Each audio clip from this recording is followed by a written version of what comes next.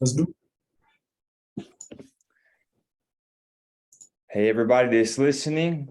Thank you for tuning in. I'm here with my friend Billy, and Billy and I met about, I guess, 6 months or so ago, and at the Warrior Academy, which he's now actually working for. But Billy has an interesting story that I want to hear, and I want the world to hear, just because there's some interesting times right now and a lot of struggling out there. And I think that his story is going to add some insight into that. You could find Billy on Instagram and also as well on TikTok at homeless to humble. Yes, sir. With the two in it, right? Between Yep. the homeless and humbled. Yep. And that name really resonates with me. I've never been homeless myself, but I've experienced some pretty strong adversities within, especially these last couple of years, which I'm sure a lot can relate to. But Billy, thanks for coming on, man. And Yeah, man. the floor is yours. Like I said, you can just let us know, where you were and how you got here, where you are now. Yeah, man. Well, number one, I appreciate you having me on. Number two, yeah, dude, it was amazing meeting you at the conference that time. We had a dope time. Uh, so yeah, man, I'll just get into it. So I was born in California, but I was raised in Tennessee. My dad moved us from California to Tennessee because there was a lot of shit going on at the time. And he ended up being a cop. He was a cop for 30 plus years. Had five sisters, only grew up, I really only knew one of them. She actually lived with us at the time whenever I was a kid. But that time in my life and that childhood, it was very dark, bro. It was very violent, very dark, very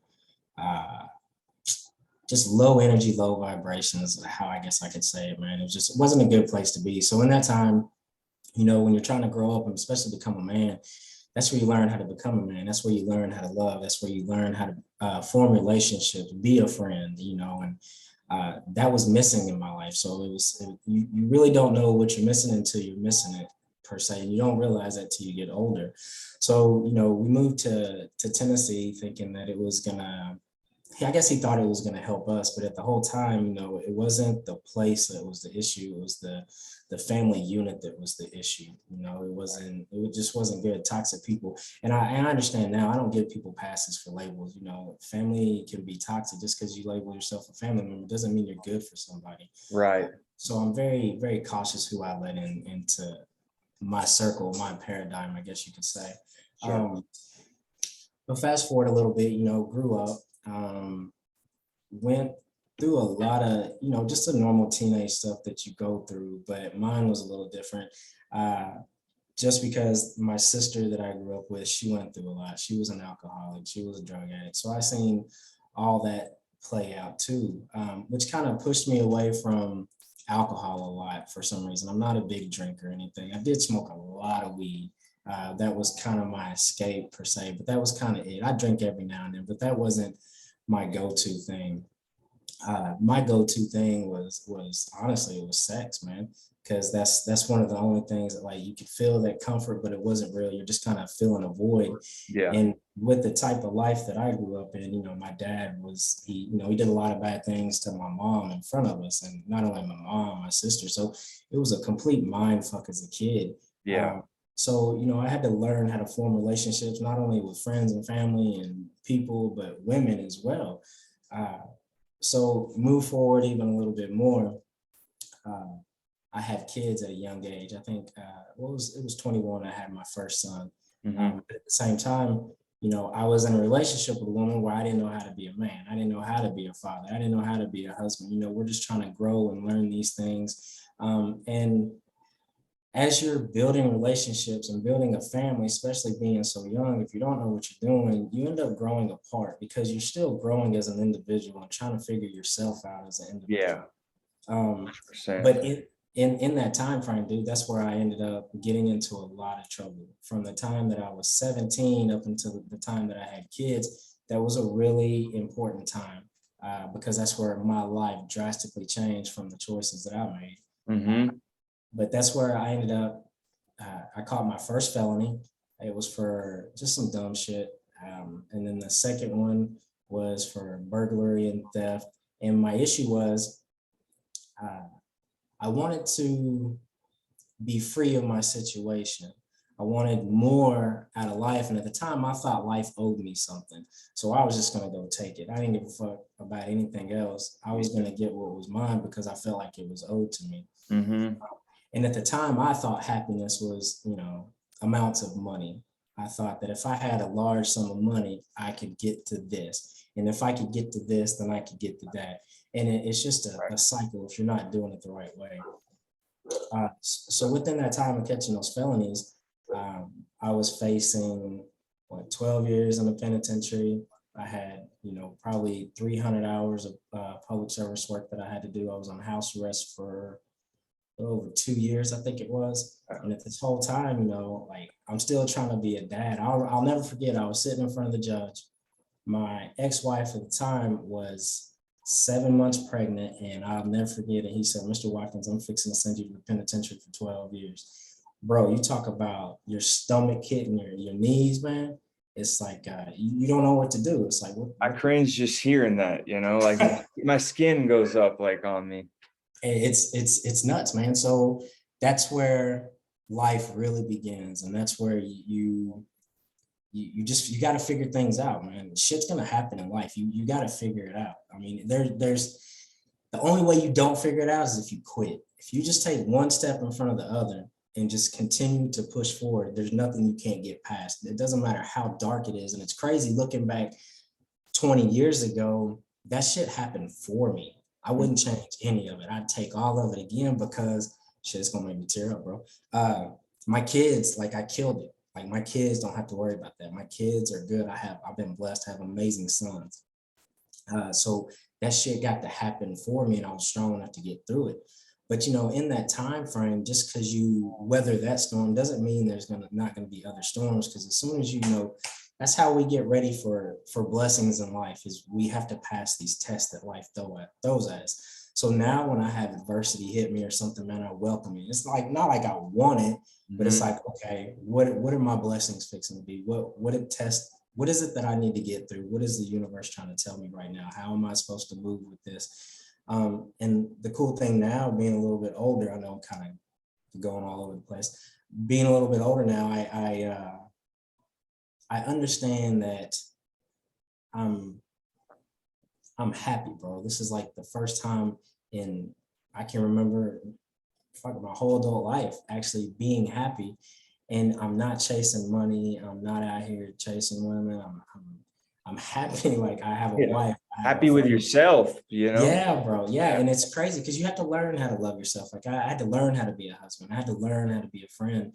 I never knew how to do those things. And just be real, it was mainly because of the academy that I got to get to where I got to get to right now and be where I am, for the simple fact because I got to be the true, authentic me, the ugly shit. Like when we have our calls and shit, and I talk to Kelly or Coach or whatever, like I say some ugly stuff because you have to get it out. I mean, we all have wild shit go through our heads. I mean, it is what it is. It's human nature. So me, how I get through it is I have to verbally throw that shit up. And luckily, I have somewhere that I can do that with, not only there, but, also with my wife. So no doubt. Going with all that, just because I got the felonies, I got through that, life was okay. Fast forward, I was married for almost 20 years.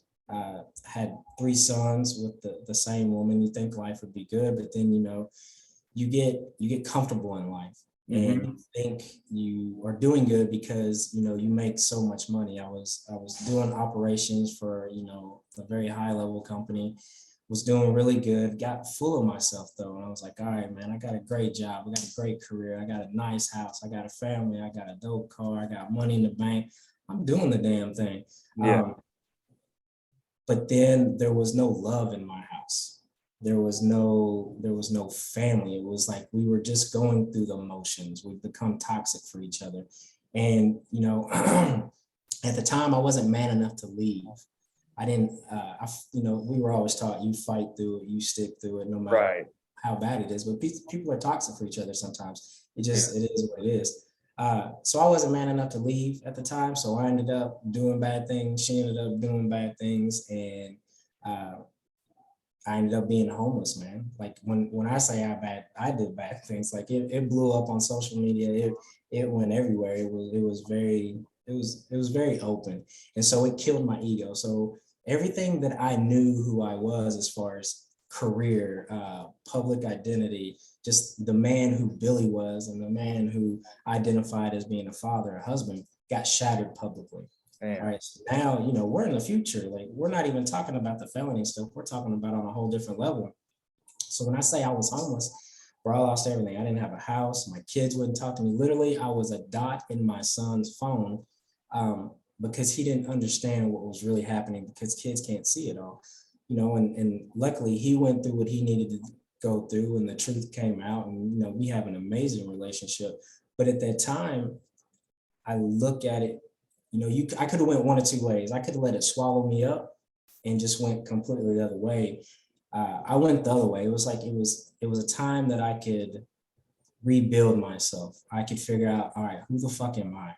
Because I had no clue at the time. Because my whole identity, as like I said, as a man, as a father, as a career, was completely done and Yeah. shattered. I had nothing. Can I So ask you, if you don't mind, how it happened at such a rapid pace? Like, how did you go from A to B? as far as like the felonies to whenever Well, I went. no, from having the house and the kids to, like, from having quite a bit to not much having anything at all. So I've always been good at making money. Like, I can hustle and I can do the thing. And I was blessed with getting a good job at this place called Morton Brown. And I just elevated. I was able to make relationships, and I was in a good spot. I was making great money, but I just made poor decisions. And that's what people don't understand is most of the shit that happens to us now as adults is because of decisions that we make, because of choices that we make. All that shit is because of a choice that you make, good, bad, or indifferent. You made a decision at some point in time to get you to that place.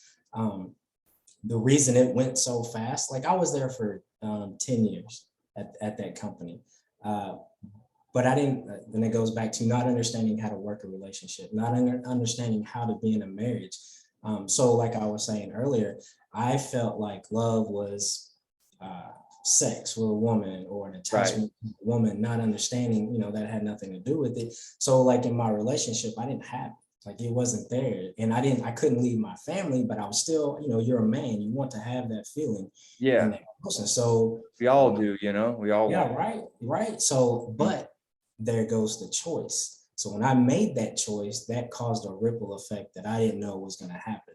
And it cost me everything. When I say everything, I mean everything. Um, but like I said, it happened for me, because that entire facade, like, it was all just facade. The career, it was a good career. The family was, it was a good, it was like, I loved my family, but Yeah. it was all fake. It wasn't real. The job I wasn't happy with. The family I wasn't happy with. I wasn't happy. So it took blowing everything up and really getting to a dark place and getting fucking real with myself of, Mm. all right, who am I? Who am I as a man? Because I haven't been Billy since I was 14, 15, because, at first you're your parents' kid, then Yeah. you're a teenager, and then you become a father, and then you're a husband. So I got stuck in being, a father and a husband. I didn't know who I was. So it took me a while to even figure out how to be happy again and find that joy. And it took time, bro. It took a little time, and I had to put one step in front of the other. But when you make those choices, you got to understand shit can go quick. I mean, And yeah. it like real quick. Just as like we say in the bull market, shit goes real fast. Just, you got to know, just like it's going on right now, it can drop real fast, and it's all based on the choice that you make and the people that you're around. And that goes to anything that you're going to do in life, just like in your business. When you go to make decisions, base it on good intentions, base it on good choices, base it on how you are as a person. And that's how I just try to make decisions now. But getting from the homeless part to where I am now was just, it was hard, bro. It just took not wanting, not wanting my kids to see that that I failed, that, Yeah. you can't come back from something that, that's the one thing I've always said. It doesn't matter what's happened to you. It doesn't matter if you it just doesn't matter. If you have the mindset to fucking do it, you can go do it. There's nothing that can't stop you. Just like Damn right. I was Damn told, right. I was told for years I couldn't do this because I have 4 felonies. Like, I mean, what is this? I was told that people like me don't get promoted within jobs. Like, I ran operations for Amazon, one of the biggest companies in the world in California. Like, I was promoted within there. And then that leads me to the now. So, whenever I got to the homeless part, I just kept pushing. I became a carpenter, I became a welder, I became a warehouse manager. And I say all the time, you go get the job until you get the job. So you got to just keep doing what you're doing until you find out what your purpose is, especially if you don't know what you like doing, you keep doing everything until you find out what you're passionate about. And then you do a job to get your shit paid and get your bills done so you can do what you love until what you love pays your bills. And it's just, you just got to keep pushing and keep grinding. But one of the biggest things that people don't realize is they'll go get jobs or a source of income and it doesn't meet what they need to do. So like the first thing that I had to do was, what is my life number? And when I say life number is every one of us on this planet, it costs you to live here per day. I don't care who you are, where you are, it costs you a dollar amount to live. If you don't know what that dollar amount is, you don't know where to go to work. You don't know how many jobs you need, and you don't know what you need to do. So with mine, I had a dollar amount, what I needed to do. At the time, I knew a place that I could go rent. It was a 3-bedroom. The people actually knew me, so I was able to get in even with the felony, and that was by God only, bro. I found 2 other guys. Yeah, right. I found 2 other guys that needed a place. So I was like, all right, let me do this. I got it. I got the place. I charged them exactly what it was going to be for me. So now I have no bills. All I have to do is positive cash until I can figure out what it is that I'm doing. And then I realized that I had to get the fuck out of this town that I was in. Like, there's nothing there. Like, I couldn't even talk to my kids. They didn't want to talk to me. Everybody was looking down on me. Everybody seen me in this light. So I just had to go do something and get out of there. And that's when I started traveling around the country for a company called IMI. And they were a conveyor installation company for Amazon. Made a lot of good relationships, got promoted within, started running sites, started traveling around the world, getting different Amazon set up, then got hired on with Amazon and started working automation and robotics, and just elevated. Like, I've always been good at, when I get my mind focused on something and I decide that's what I'm gonna do, you're not gonna stop me. It's just not gonna happen. So I got up to Amazon and I'm getting promoted, senior level, I'm running operations. And I'm in the same, I had a flashback. I was in the same place with the same feelings back in 2011 when I lost everything. So I'm sitting there and I have a beautiful wife. I have a fucking $500,000 home. I have a nice cars outside. I have money in the bank, but I'm not happy. Yeah. I have to do something. And so I sat down, I put a plan together, man. I presented it to my wife. I'll never forget this. I said, I have to make a change, and I want to do something that I'm passionate about. So I did this life analysis. I charted my life. I charted my realities of where I was and where I wanted to be. And I wanted to see, could I actually change my reality? Could I really go do what it is that I want to do and be happy and find that joy? But I had to have her on board and I had to be able to, let her know and go through everything. So that's when I said, fuck it. I've been day trading since 2016, not full time, just learning, go through the motions and, trying to get better. So I was like, you know what, this is what I love to do. I love reading charts. I love making money too. It's not the whole principle of it, but it's going to free me up because she's very senior level management in her company. I was senior level management in my company. And there was no way you can have those 2 power dynamics and make a relationship work because you're both going to get burnt out. Someone has to sacrifice. Right. Yeah. And she's been very successful in her career. I hated my career. She loves her. So it just made sense. So the plan was I was going to go into the simulator, do the work that I need to do. I was going to show her every one of my trades. Once I had 3/4 of fully green, then I was going to go live. I was able to do that, flip the account, went live, made money. And then something was still missing, bro. Like, it was like, all right, I love what I'm doing, but I'm missing something. And what I was missing was community. Yeah. Like, I didn't have, because now I'm at home, you know, I don't have a team to go to. I don't have people to interact with. And I didn't, not say I didn't like those people, but they weren't trying to change lives. They weren't trying to better themselves. They're just trying to make a dollar, get the package building, you know, go on to your 9 to 5. And then, you know, I've got on the Coach and Kev's podcasts and YouTubes. And I was like, wow, this is crazy, man. And it was so good and so positive that I didn't sign up for it. My wife signed me up for it. Oh, for real? Yeah, bro. We were going down the road and she's like, you really like this, don't you? I was like, yeah, this is pretty dope. She's like, well, why don't you sign up for it? I was like, I can't justify it yet, you know, because when you're, you know, you're doing new things, you want to make sure you're not putting out any more money. And she's like, no, you're stupid. You got to do this. Yeah. So she signed me up for it. And then we went to the conference in, I believe it was August, and it was life-changing, man. I mean, when I say life-changing, I mean life-changing. You just got to see real people. And I haven't been around, you know, people like that ever in my life. Usually people are moving shady, got their own agenda, or yeah, something behind it, you know. Yeah, and you know, I didn't know some ulterior motive, you know.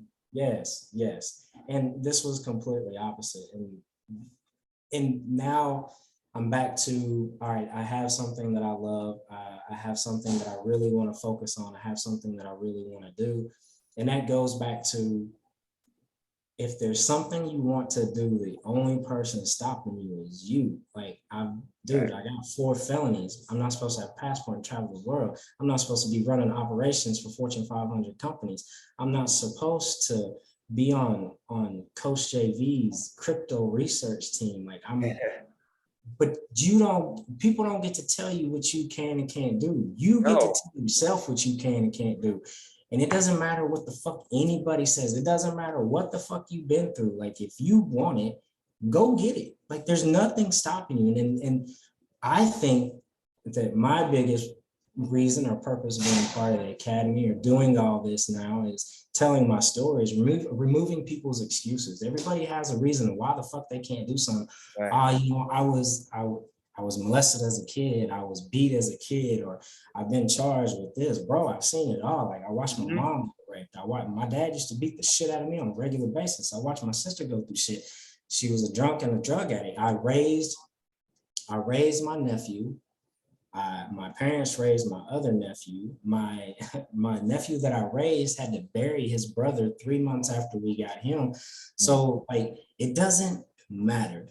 Like, if you want it, you got to fucking go get it. You got to quit letting excuses run your life and dictate why you can or can't do something. And I know that's kind of a tangent and we got off on different places. I mean, I feel you, because, like, you know, I check out on TikTok or Instagram or one of these sometimes, and I see dude was born without legs, like, for example. Right, yeah. And dude is, like, just killing it, dude. Like, he's straight up, like, you know, bulky, like, happy man, like, just influencing millions of people. You know, the dude was born without legs, man. Like, and I'm jealous of that, just to be real. Like, dude, that's some dope shit to be able to do that. And it's crazy, because me and Coach Jackie on the team, we were just talking about this, because I'm coming up on my year in the academy, and I was like, man, I was kind of hard on myself, because I'm developing a day trading program, trying to get it up and running, and I was like, wow, you know, I feel like I'm failing in some areas because I'm not where it is that I wanted. Hold on, my bad. That inner critic, right? You know? Yeah. And so I wrote down a list of, you know, everything that's happened within this year, just to kind of show myself some grace, man. And that's something I don't think we do for ourselves enough, is show ourselves, enough grace for what we've been through. But it's that balance. Show yourself some grace, but don't make excuses for yourself. And and the easiest way, man, put it into a list. Real shit. This is what I did too. Make a list. On one side, you have the top 10 people that you talk to. And on the other side, you have the top 5 things that you want to get accomplished in life. If those top 10 people that you're talking to can't get you to the top 5 things that you want to do in life, you need to remove those people and put the people in place that's going to help you get to those places. And it's just about how serious and what it is that you want. Like now, I used to make a bunch of well, not a bunch of content, but I used to make a lot of content and doing things. But now it's like I've pulled back a little bit because my happiness is here. Like my grandkids live with me. I have it's a little different, man. You find your happiness and you find your joy in different things, and that's the cool thing now. Is I'm able to find that joy and that happiness, and before I wasn't able to find it because I didn't know how to find it. I didn't know how to enjoy it or what it was. Like I said, I thought it was money. And I used to say all the time that at some point in time, I'm going to be filthy fucking rich in life. And then I thought it was money and not realizing, bro, I'm already so filthy fucking rich because I have a beautiful house. I have a beautiful wife. I have a beautiful family. I don't have to worry about if my bills are getting paid. I don't have to worry about if food is on the table. I can go do whatever it is that I want in life. It's just our definition of rich or what we determine as valuable has to change. And once you realize that, most of us are fucking filthy rich anyways. And we just don't realize that we're just looking for some piece of paper that doesn't mean shit. It really doesn't mean anything. Like Johnny Crypto says, at the end of the day, it doesn't mean a damn thing. What means something is the relationships that you build with people, the interactions that you have, and then at the end of the day, if you're standing before your maker or whoever it is that you're going to be standing for at the end of the day, how did you change the fucking world? Did you make a difference in someone's life? Were you a good person? Like, what did you do while you were here? Did you put out or did you just take in life? When I was young, I just took, man. And now I want to give back as much as possible. That's that karmic, I believe in karma and like we all have karmic debts.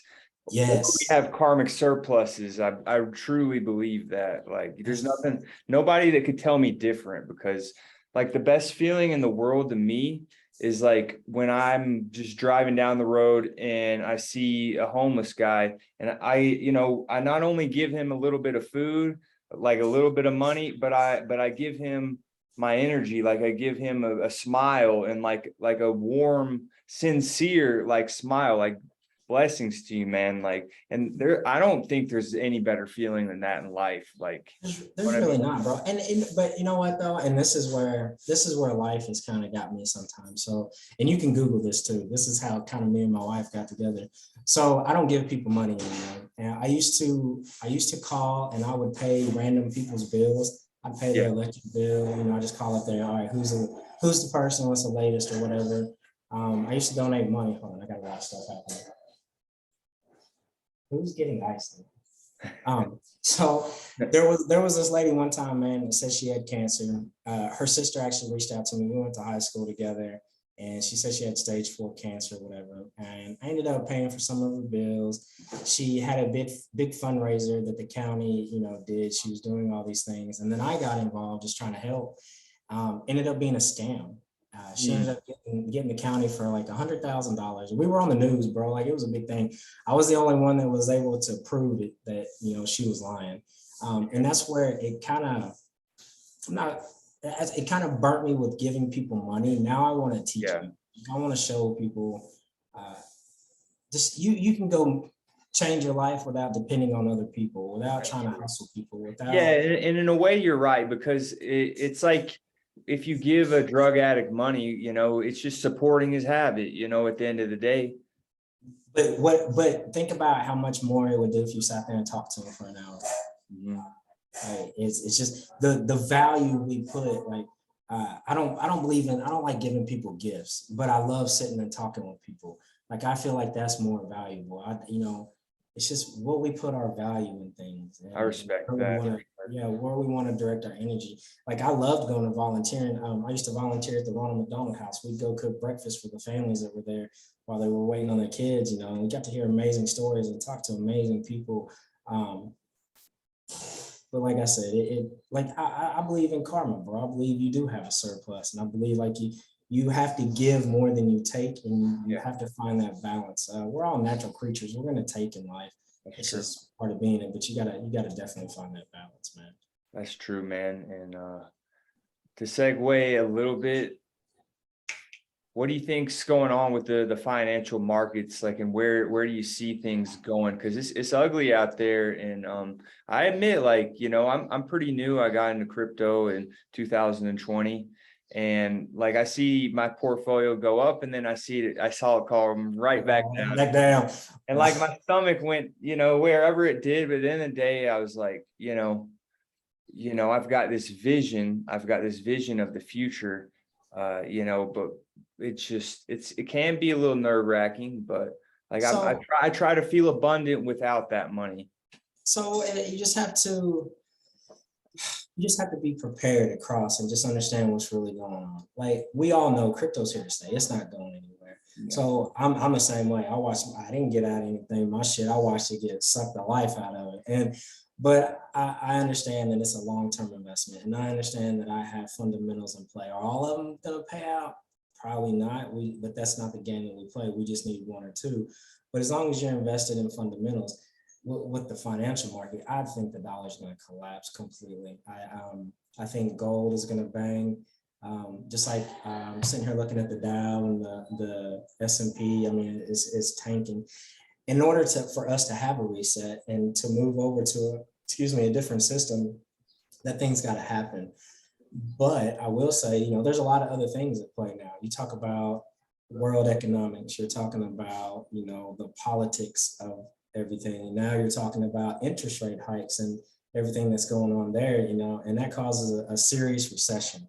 And that's where people really start panicking. So instead of panicking and worrying about things, just be prepared. Get you some crypto, get you some gold and silver, get you some cash and hold some cash on the side, and just ride it out. It's a dollar cost average in if you can, and still get into fundamental projects.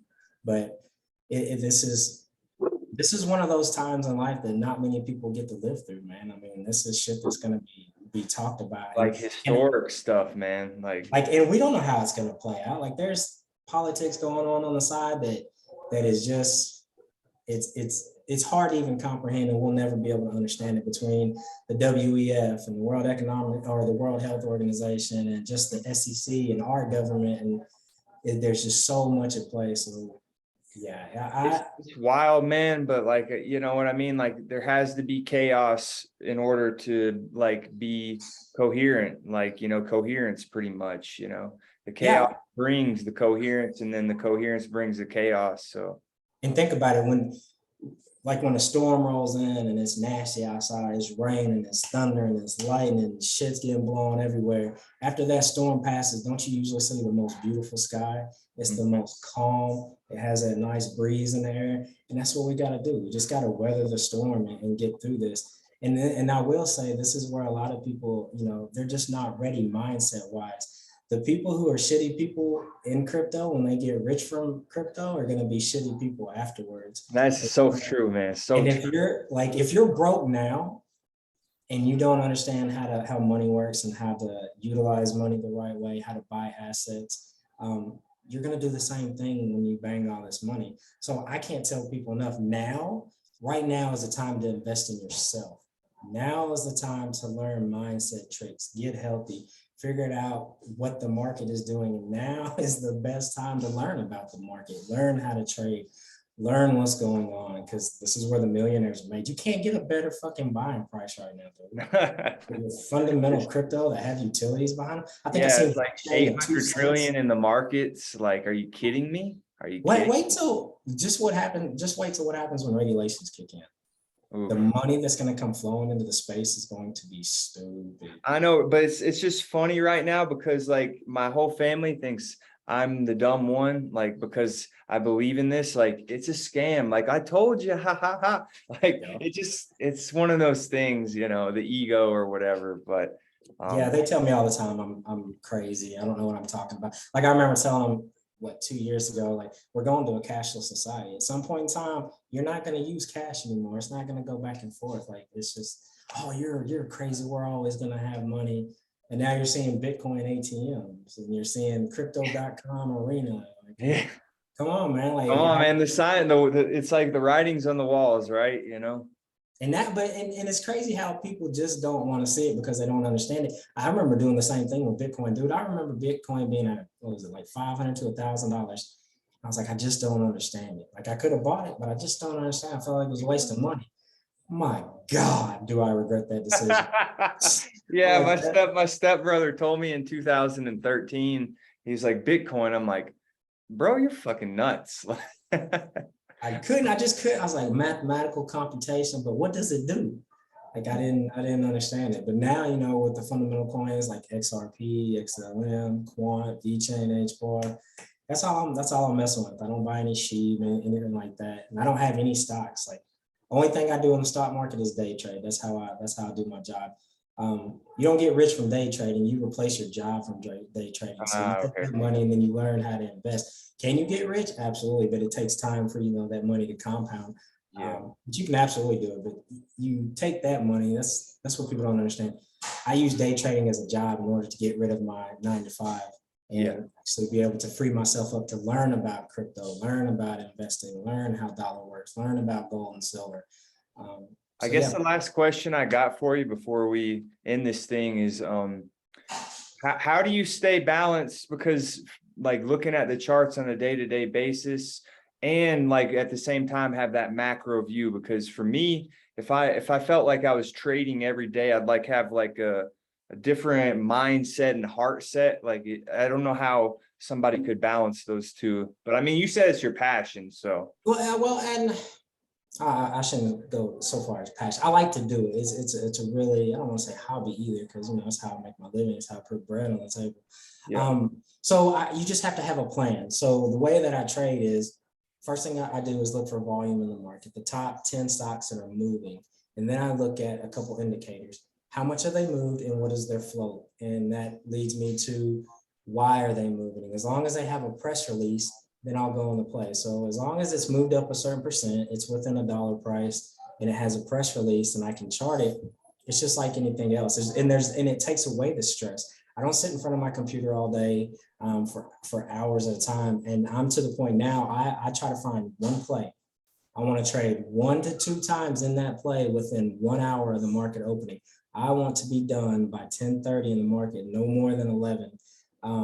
And that gives me the balance, because then I walk away because I take my profit. I'm not here to get rich. I'm here to replace my job, pay my bills, and then anything extra goes to investing.